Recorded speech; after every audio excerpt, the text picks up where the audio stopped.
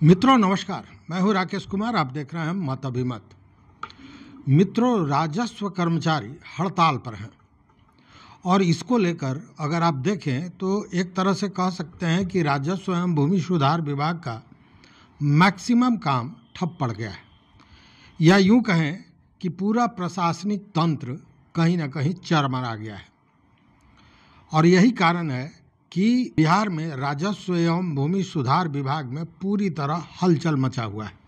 ACS Deepak Kumar Singh, सचिव जय सिंह और बड़े जो राजस्व विभाग के पदाधिकारी हैं उन लोगों ने जिलाधिकारियों, पूरे सूबे के जिलाधिकारियों के साथ एक वीडियो कॉन्फ्रेंसिंग की।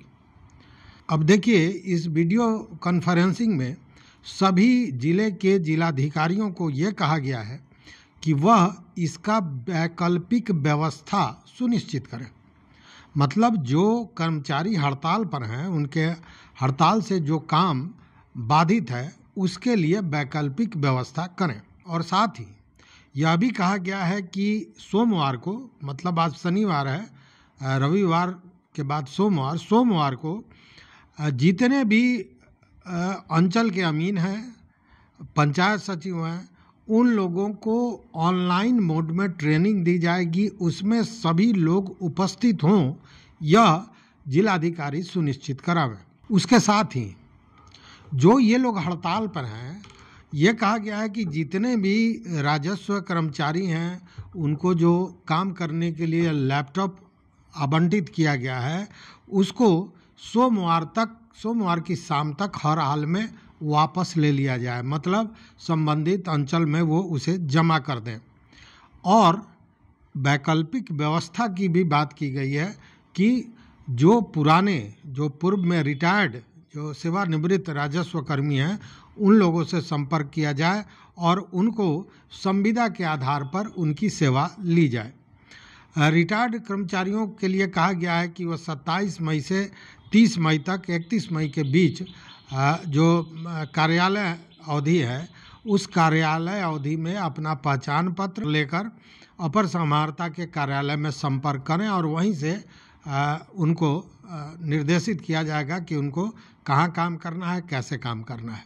मतलब कि ये 27 से 31 तारीख तक पूर्व में जो भी कर्मचारी रहे हैं, जो सेवानिवृत्त हो गए हैं, उन लोगों को एक अवसर दिया गया है। संविदा के आधार पर इनसे काम लिया जाएगा।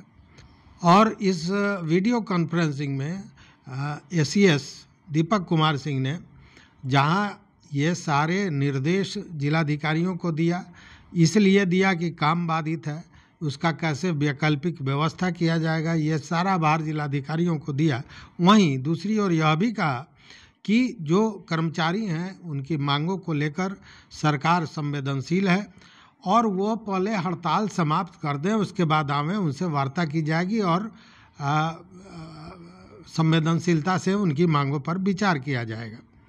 अब देखिए, एक तरफ वार्ता और इसकी बात हो रही है, समझौते की बात हो रही है, पुनः हड़ताल समाप्त करके वापस आए इसकी बात हो रही है, और दूसरी तरफ कार्यवाही भी बहुत तेज़ी में चल रही है। अब इसको लेकर कटिहार में 43 जो राजस्व कर्मचारी हैं उनको निलंबित कर दिया गया है।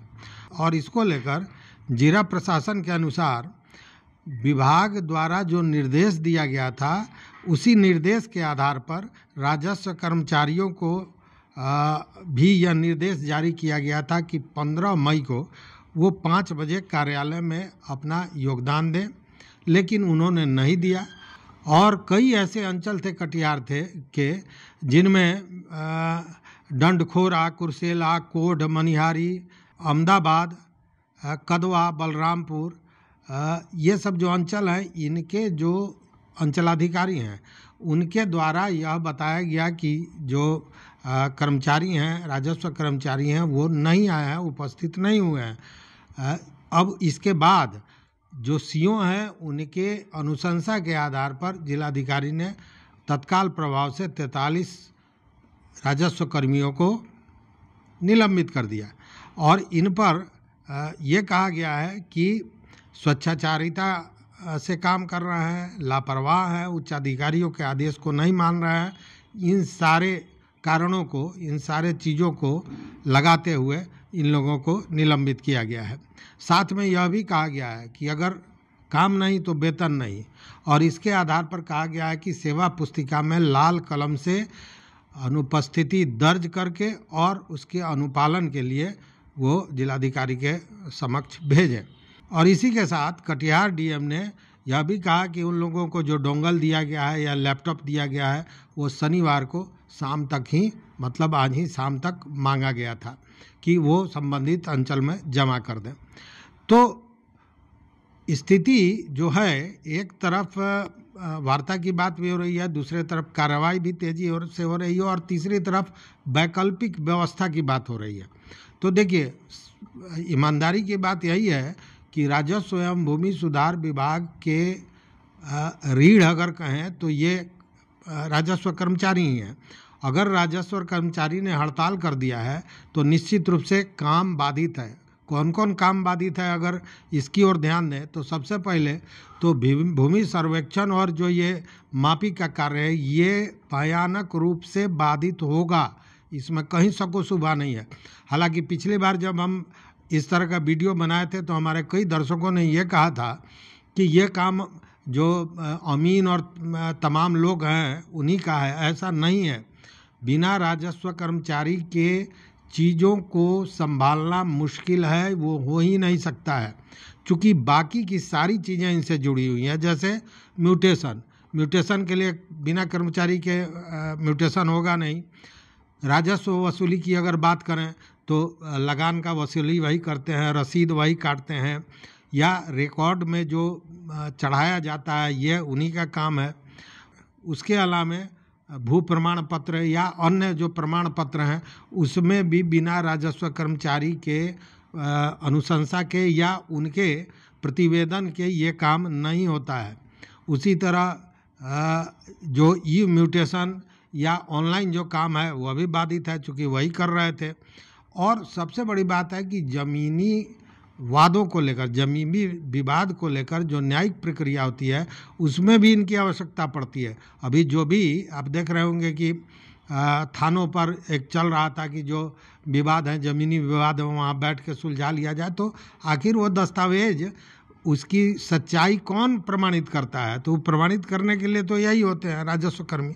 इसलिए एक तरह से कहें कि पूरा जो ये स्ट्रक्चर है, कार्यप्रणाली है या व्यवस्था है, पूरी तरह चरमरा गई है। और इसी के लिए जो राजस्व एवं भूमि सुधार विभाग है वो चाहता है कि चीज़ों को कैसे सुचारू रूप से चलाया जाए, और इसी के लिए ये सारे निर्देश आदेश दिए जा रहे हैं।